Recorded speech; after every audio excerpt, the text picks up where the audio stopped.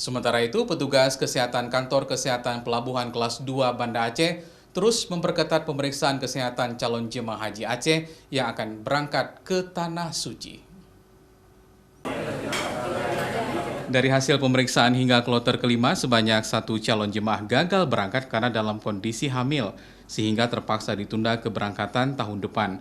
Hal tersebut juga sesuai aturan yang berlaku untuk jemaah haji. Selain 1 orang yang ditunda keberangkatan karena hamil, 2 orang lainnya juga ditunda keberangkatannya karena mengalami sakit di daerah, sehingga tidak bisa bergabung dengan jemaah sesuai kloternya. Selain penyakit kronis yang menjadi tujuan utama pemeriksaan untuk mencegah calon jemaah sakit di Arab Saudi, petugas kesehatan juga memberikan paket kesehatan kepada calon jemaah untuk digunakan selama menjalankan ibadah haji. Pemeriksaan akhir di bidang kesehatan ini, yang pertama kita akan memeriksa kondisi jamaah.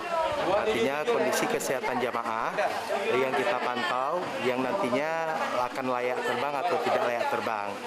Dan itu yang kalau untuk yang wanita yang usia subur mungkin akan dilakukan planotest untuk mendeteksi kehamilan. Karena kehamilan di trimester awal dan trimester terakhir itu akan sangat rawan untuk bisa terbang. Banyak calon jemaah yang membawa obat-obatan juga harus dilakukan pemeriksaan kembali oleh petugas. Selain itu, calon jemaah yang kelelahan juga langsung dilakukan perawatan di lokasi asrama haji hingga menjelang keberangkatan. Syahril, Kompas TV, Banda Aceh.